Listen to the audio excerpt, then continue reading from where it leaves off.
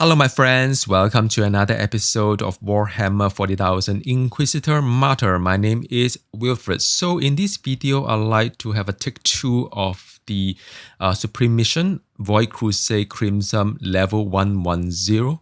Which is 10 level above my character. And I'm using a little bit of tweak to the gear as well, a little bit upgrade. So I'd like to showcase to you how things could be different when you use a different kind of build concept. And also there's a little bit of surprise towards the end. I encounter a villain that is tougher than the Take 1 video I had in my last video. So I hope you stay to the end to watch that. So what happened is that I've got a morality gear upgrade. It's a 6 enchant, which is the highest number of enchant. But it's a little bit different from the one I had before in the sense that I have to rely on Deflect, which is the dodge in other games as well. So what I've done is that I've increased my deflect to quite a nice number. It's about 59%, and I convert that into damage as well using a different passive. So all is well, but I lost the mobility as you see in the last video. I was able to leap around quite fast, and it's a little bit of unfortunate kind of thing there, but I would like to do a little bit of testing in terms of a different kind of build, because my last morality armor item I could leap, of course, and I also could deal a little bit more DPS against enemy hitting me. So this one is a little bit more on the defensive side, but it could mean that I have an easier time when I deal with majority of the mobs out there. And I found that I more or less I get quite tanky as well.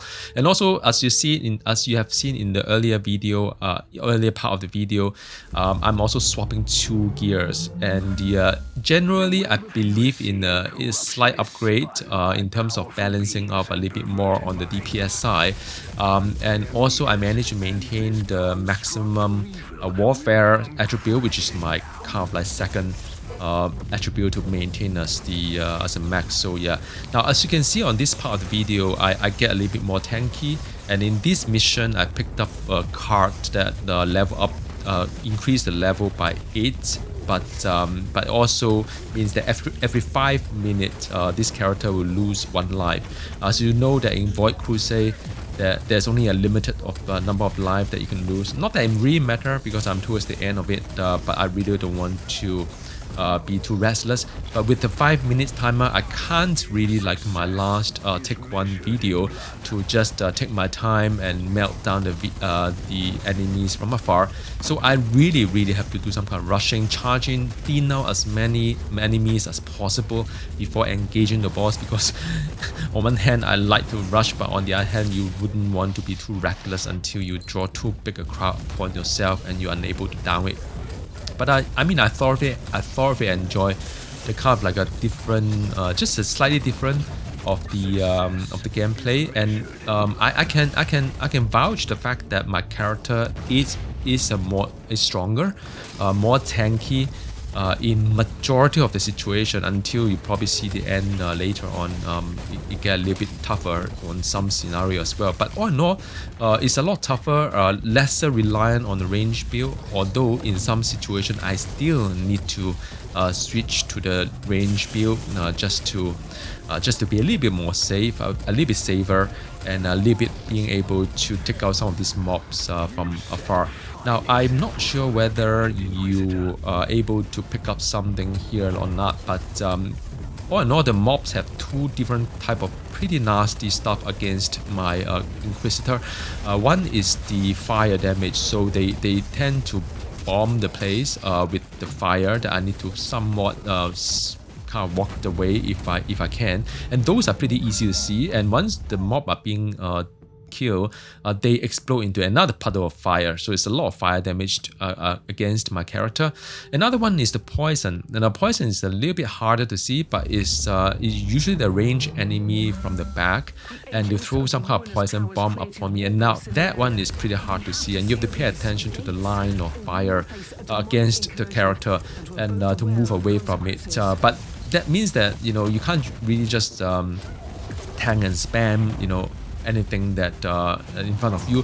You have to make some kind of like a movement to the back of the pack to to take out some of these enemies that could be quite harmful to you. But sometimes, you know, I just have to stay on and just eat the damage, and I'll just pop the shield. Either that, or when I have my crit, and then I'm able to have a chance to pop the shield via the weapon. Those are free shield, and that's fine too. So it's a little bit observant on what I need to do. Sometimes I just eat the damage if I found that I can do it. So yeah, I mean, that is mainly what I'm doing right now. So this is I believe this towards the second last mission, if not. Yeah, I think this is this one that I really enjoyed. The Monarch excursion. It's not necessarily very difficult, because around the rock gauge usually there aren't really elite or villain per se, so it's a lot of regular enemy. So it depends on what kind of tarot card that you buff. Sometimes you may buff to the regular enemies against you and make it a little bit harder, so just a bit of watch out what to do here. Yeah, so this is the warp gate. I think more or less like the last Take 1 video, pretty straightforward, just that the last Take 1 has a bit better mobility. Now this is level 110 map, and as you can see, the damage dealt as well as the damage received being increased, very much like what in other game like Diablo 3, but this is a lot more transparent. Now I've cleared the room, faced the final boss, and this boss is called Elite, so I know that this is the boss because it is the champion, villain, and Elite. Those are three different type of boss enemies here. I was able to, I mean, when I ouch on this one, but as you compare from the last video, I am able to tank this boss rather well, I would say, because of my deflect rate, as well as some other added crowd control I have on fear and blind as well. You can see a lot of debuff icons on top. But yeah, I mean, that one is a lot more straightforward than the last time I tackled it. But then I faced this set of villain, which is, I think there are 3 of them, I'm not quite sure, just too many effects. So it does 2 things here. One is the column of fire, you can see the chase after me. Another one is the warp, kind of like a power that fire from the sky actually. And also on top of that, there are bombs that come up upon me as well. I can pop the shield, but I'm barely melting down their armor. And you can see on the health bar there, I do not have any protection at all. I'm overwhelmed. So red is overwhelmed, and the green is normal, and the yellow is suppressed. So now I'm suppressed. Now the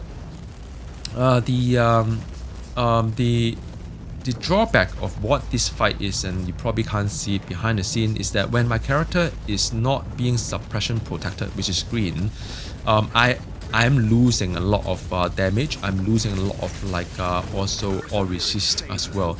So my character all in all become weaker when I have this upon me. And I think there were 4 of them, if I'm not wrong. And I could pop the shield, but now I run out all the shield that I have. And my option is getting lesser, but I'm able to melt the enemy down just now with my melee damage as well. So I'm doing a little bit of range, a little bit of melee, depending on what sort of I would say the situation call for. I mean, I like this game. It's not that easy, but yet it is not unreasonable until you just keep frustrated not being able to defeat the boss and so on. So now this is the last part of it. I'm sort of going all out into the villain and managed to kind of take it down after I refill my shield, which is not bad. I mean, I had the 4 shield refill. So that is the end of the Supreme Mission, a level 110 Crimson yet again, just for direct comparison between some of the gear changes I've got. Because the fact that I've got all 6 keys as well as the Empyrean key as well from a season journey. So that's good stuff. I just need to identify which other one I should open. By right, I should open all the boxes without the Psalm code, as well as the Archaeotech shard, because both are kind of not useful to me anymore. I don't need to collect those. But of course, sometimes you don't get to guess the right one, because they give you some information but not all information. So I've got one of the chats that is not not the one that I really want. But all in all, yeah, I mean, I think that was a pretty fun run, I would say. So thank you very much for watching. And I'll do a little bit more on Void Crusade as well, higher difficulties like 110, and just a recap on my character sheet as well as my cable. If anyone would like to join my guild, want to play together, more than welcome to come and join me. I'm more than happy to play together with you whenever our timing coincide. All right, have a nice day, and I'll see you again soon. Goodbye.